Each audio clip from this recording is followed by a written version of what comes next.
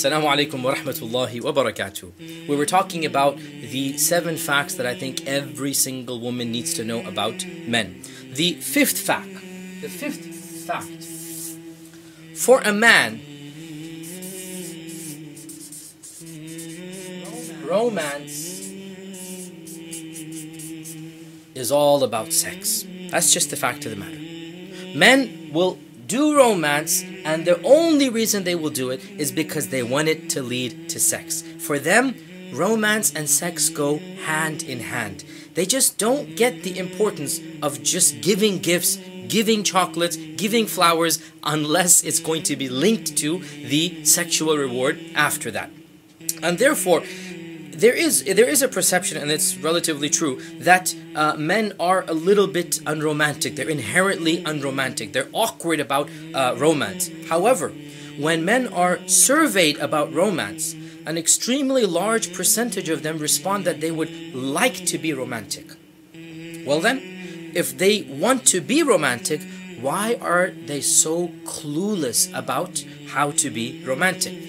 Well, as a man, let me tell you honestly how we feel. And of course, what I'm about to tell you is found in many simple self-help books and psychological guides, so it's not just coming from me. The number one reason men will not be romantic is because they fear that their efforts will be rejected, mocked, ridiculed, or discarded. In other words, men feel insecure about how successful their romantic attempts are going to be. So therefore, women need to be extra sensitive about how they interpret and how they receive his romance. For example, suppose a husband tries to plan a romantic evening, and he goes to a restaurant, or he does this or he does that. A wife needs to realize, if she criticizes the food at the restaurant, the man will interpret this as he hasn't done his job. Now, even though for the woman's perspective, she might have had the best time in the world. She might have enjoyed the fact that he took her out. She's happy her husband spent time. But when she found a flaw with his plan, which was this restaurant, or suppose they went out to a movie, and she goes, what a boring movie. So then what you're basically implying, even though you don't imply this, but the husband interprets it, that you made the wrong choice in choosing this movie. Suppose he gives her a gift that she doesn't really need, or she doesn't like, or she's flustered and embarrassed by. And so she says, oh, why did you give me this? You shouldn't have. Why'd you spend so much money and this and that? Now, she might be flustered.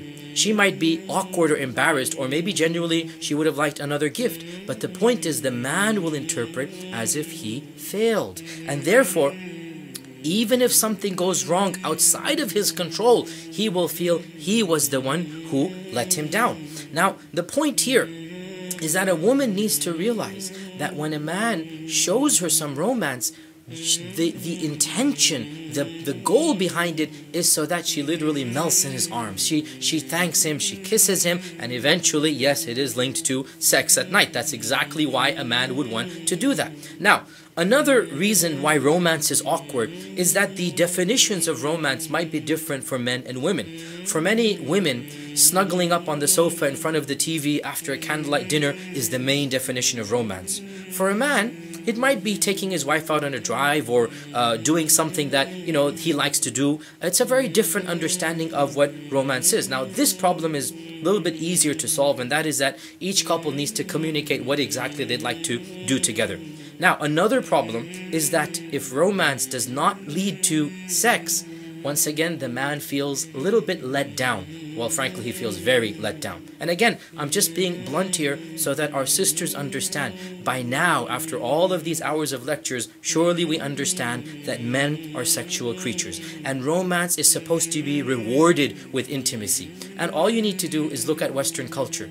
Why do men wine and dine a girl? Well, because they want to sleep with her. Why do men go out on dates and spend money? Well, because they want to basically get her to their apartment. This is the reality of Western culture. And therefore, and that is in the fitrah. And therefore, when a husband does something for his wife, it is the biggest mistake for the wife to criticize that as somehow being inadequate. Sisters, realize, as I said before, men have fragile egos, very fragile. So when he brings you a gift, jump for joy, kiss him, hug him, reward him at night. Even if you didn't particularly like that gift, the fact is, by you saying no or by you criticizing, you have effectively killed romance, and any other attempts are going to be stopped by him. Realize that one negative comment might mean the absence of 2 or 3 years of romance. So that's the 5th point. The 6th point that I want to make.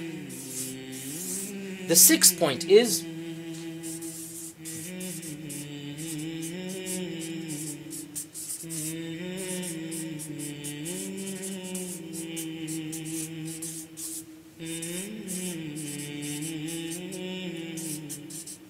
beauty is the attempt to be beautiful. What do I mean by this? Women, I'm going to be very frank here again. Husbands really don't care if their wives' behinds are a little bit bigger than when they got married. But they do care that the wife is attempting to look good. She's wearing perfume, she's wearing makeup, she's looking good. Husbands don't compare their wives to supermodels. They really don't.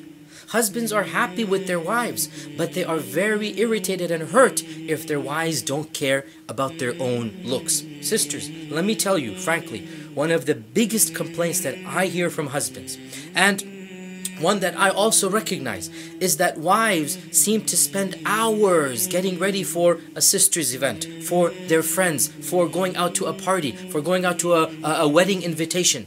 But they can't even spend 5 minutes of the day before their husbands come home to make themselves look better.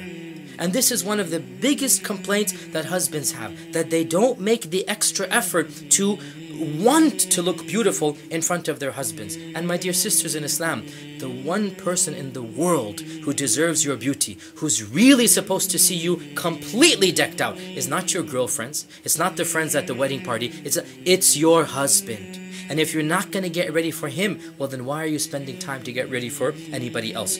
Women, by and large, don't understand the significance of looking good in front of their husbands. And they actually believe that they have to compete with the images of supermodels. Now it is true, I mentioned in a previous point, that the husbands are bombarded with these images. But let me tell you, as a man, a husband can decompartmentalize. He knows that these images are fake, or he knows that these are of supermodels. He's not comparing his wife's body to that of all of these supermodels. What he wants is his wife to attempt to look good, to put on some makeup, to dress nicely, to comb her hair, to be perfumed. And one of the biggest problems comes that a woman is very insecure about how she looks. And here is where the good news comes, that when a woman attempts to look good, when a woman takes time out, even if it's 5 minutes of her day, to comb her hair, to dress up, to put on some perfume, the husband sees that she cares about her appearance, that she's wanting to look beautiful.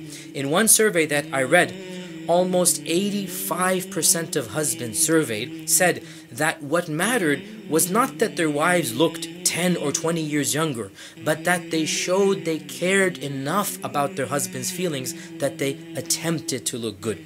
Sisters, frankly, you are overly sensitive about how you look. You're overly critical. Your husband is nowhere near as critical of you as you are. Now, to an extent, it's a little bit healthy to be critical of your own looks, but it is true to say that for most men, what they want to see is their wives attempting to look beautiful, is their wives dressing up. The fact that they attempted to dress up makes them dressed up. The fact that they attempted to be beautiful makes them beautiful. And this is one of the most important and simple points that every single woman needs to realize. This leads us to the 7th and final point.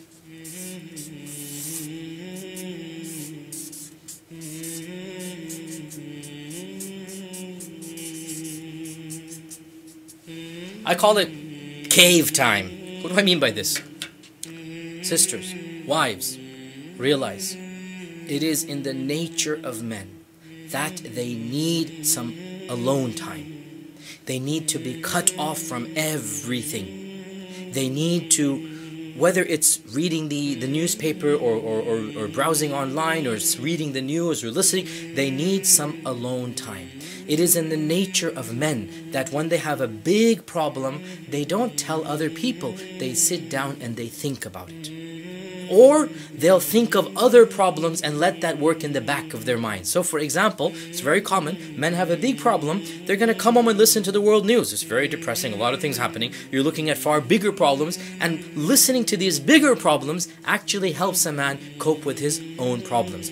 Sisters, realize every single husband needs some alone time. It's called cave time. He wants to go into his cave, cut off from everything else around him. So when your husband wants that alone time, wants that cave time, let him go into that cave, but have some time. He needs to realize, of course, he needs to come out as well. Of course, one of the problems is that husbands, when they come out of the cave time, they just want to go to sleep and don't want to spend any family time. Definitely, that's the other extreme. But do realize, men are not as social as women. Men are not as open about their feelings as women. It is a part of being a man to go brood, to go contemplate, to go sit in a quiet corner, and that quiet corner could be in front of the television, it could be in front of the computer, it could be in front of a magazine or book. And therefore, if you have something really important to talk about and you find your husband in his cave, well then, tell him, honey, when are you going to be finished so that we can talk? Now, of course, I mentioned before, husbands need to be fair as well, that if they say 7:30 or 9 o'clock, they better live up to their adjustments and their promises as well. But wives, realize that husbands, every man needs some time alone. When a man walks away from an argument, when a man goes into his room and the wife is having an argument with him, let's say, that doesn't mean he doesn't care. That's his cave time. You need to understand, for a man, a big problem is solved by quiet space, by thinking it through. This is the way he does it. Whereas for a woman, a big problem is solved by talking about it, by talking with her friends, by repeating the same thing over and over again. And a man doesn't solve things this way. Simply understanding this basic fact of male psychology will help going a long way in giving him some free space and allowing him to be who he is. And of course, no doubt, when we talk about the men, we'll say men as well need to understand that this cave time cannot eat up their family time. There's a time for this and a time for that. These are the 7 primary points that I want every single Muslimah to know about men, so that inshaAllah ta'ala it will help them in their relationships. Jazakumullahu khairan. Wassalamu alaikum wa rahmatullahi wa barakatuh.